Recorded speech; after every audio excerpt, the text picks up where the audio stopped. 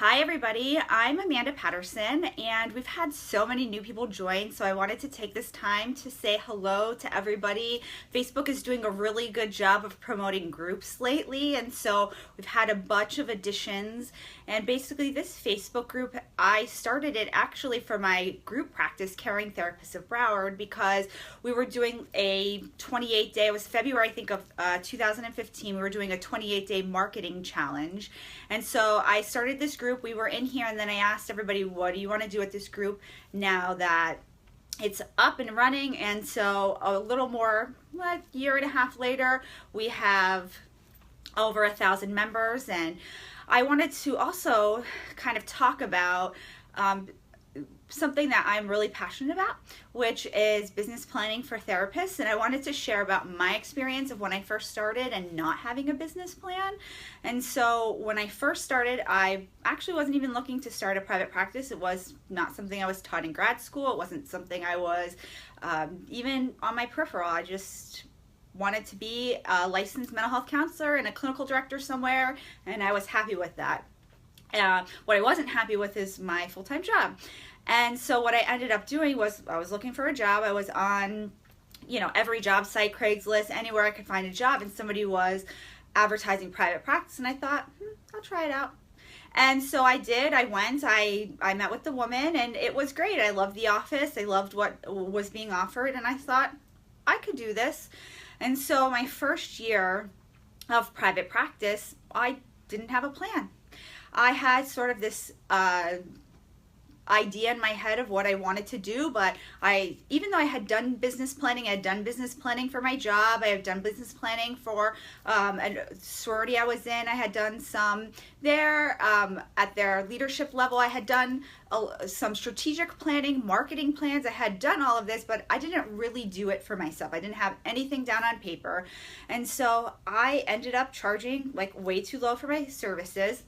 I wasn't charging what I needed to charge in order to reach the goal that I wanted to reach. I wanted to leave my full-time job. That was my goal. So in my head, I had this great goal, and I knew that I needed to make, X amount of dollars, kind of. I wasn't really sure about taxes. I wasn't sure about marketing. I wasn't sure about, was I paying even the right amount for rent? I didn't know anything. And so I kind of went blindly my first year in private practice. I mean, I went to some networking events and I read up on some things, and I did my research, right? But it wasn't formal. It wasn't written down anywhere. I didn't have specific goals and timeframes for goals and even income goals. So when I started to charge what I was charging, I just did that because somebody else recommended that I charge it. I didn't charge my price because it made sense for my goals that I had for myself. I just went with it, right? You see my face? I just went with it. And so it wasn't until I decided to open up my group practice that I really sat down and made a formal business plan. I sat down, I looked at where my business had been over the past year. I had looked at what my expenses were. I had looked at how much I was charging, how much I was getting from insurance, how much I was paying in rent. Was I going to be able to continue to grow? And when I put everything down on paper, I realized that I had doubled my numbers from December of 2013 to December of 2014. But if I wanted to double my numbers again, there was no way I was going to be able to do it with what I was currently doing. I wasn't going to be able to double my income year to year. And so that's what I looked at my plan and said, this isn't going to work for me. I'm going to need to do something different. And that's where I got partially the idea to open up my group practice, because that was going to be a way for me to make additional income. It was going to be a way for me to grow because I was going to have extra people in my office to do marketing. It was just going to look very different.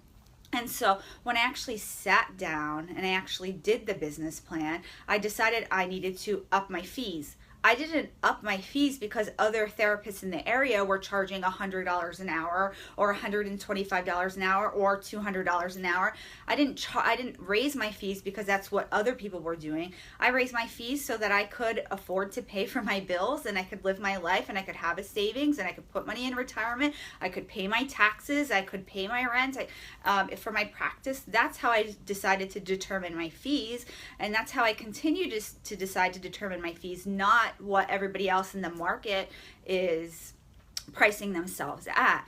And so I wanted to share that experience of not really having a plan my first year in private practice. Lots of people don't have plans their first year in private practice, or maybe even 5 years into private practice.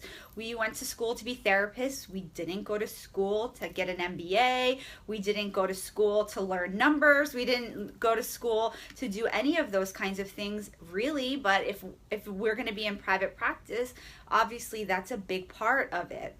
We're going to have to work with numbers. We're going to have a marketing plan. We're going to have a business plan. And if we're looking to grow, we're going to have a strategic plan. We're going to have all of these things in place.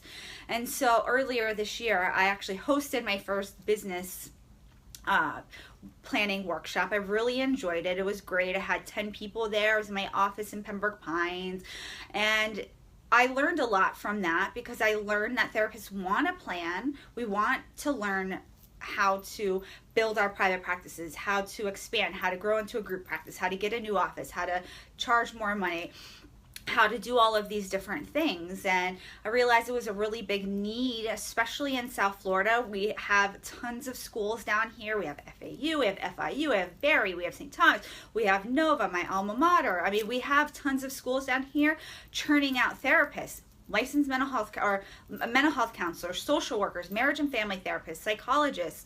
And I don't ever remember one opportunity in school where we were taught anything regarding even going into private practice. I was taught, like most of you were taught, that you're not going to make any money, right? We're not going to make any money. You're going to make $30,000 a year for the first 2 or 3 years until you get licensed, and then maybe you'll make 60 grand if you work at a substance abuse treatment center.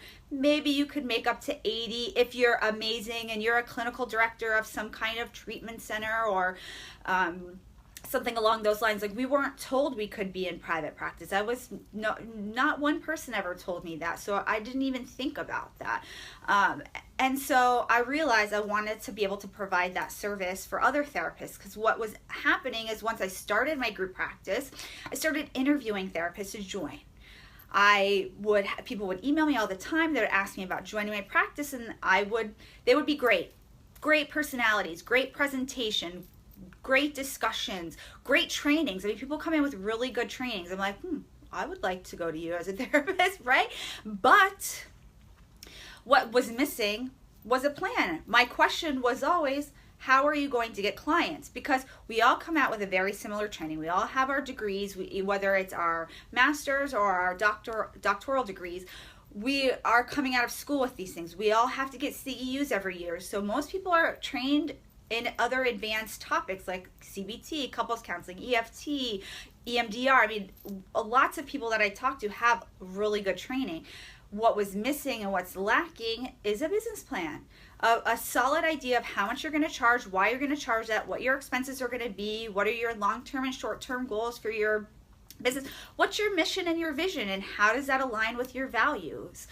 I know some therapists out there who are parents, and their value is to be home with their children. So they come and say, I don't want to work past 7 o'clock, because they want to be home with their children at night. That's a great way of bringing your own personal values into your business plan. Then you would need to model the type of clients you see, the type of office you get, a lot of different things around what your values are, what your mission in your personal life and your business life is, and for your private practice.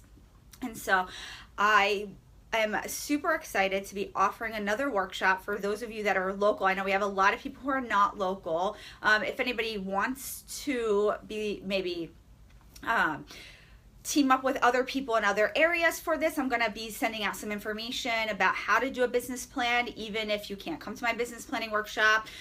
But I'm hosting a business planning workshop again September 22nd. It's going to be at my office. I'm in Pembroke Pines. This is one of my offices. The lighting just happens to be better in here than my own office that I work out of. And it's from 10 to 1. The cost is $97. There's CEUs included. It's a great networking opportunity, and you will leave with a business plan. You will leave with written vision, mission, strategic goals, long-term, short-term goals, a marketing plan. We probably won't go as in depth with marketing as I think probably should be. That's another workshop idea that I have. But you will go with a basic idea of some things you can do to get clients, and we're going to set your fees and take a look at your financials.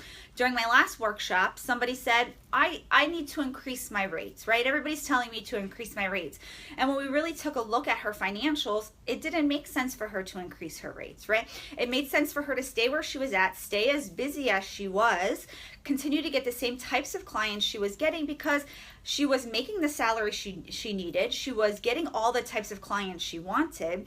Now she needed to move offices, wanted to have a higher salary, wanted to price herself into a new market. Then it would have made sense for her to change her fees. And so it was really a cool experience even for me, because a lot of the times we get so many messages about knowing our worth and charging what we're worth, and we spent a lot on our degrees, and I agree with that. I think that we need to make money in our industry, and I think that we need to charge the appropriate amount for the services that we provide, but we also don't want to price ourselves out of the market, especially for our niche. So if your niche is high-end corporate executives, that's going to look very different than if you're working in an urban area that you're going to be working with young children, where maybe everybody there is on insurance, right? I'm in a very suburban area. I do take insurance, and I'm happy to take insurance because most of my clients take insurance or have insurance. They want to use their insurance, and I'm able to make a very good salary, cover all of my expenses, put into retirement, and that just happens to work for me. Other people want to be cash paying. They're in more affluent areas, or they have a specific niche that can afford those rates, and I think that's awesome for them too. So I think there's so much flexibility for what therapists decide they want to do for their private practices, and I just am, again, really passionate about people putting that down on paper, coming up with a solid plan. So if anybody's interested, I'm going to post a link how to register for the event or get some more information. And I want to thank everybody who was on today watching, and I hope that those of you who watch later on get a lot from this. And thanks for being a part of my private practice tribe. Have a great day. Bye.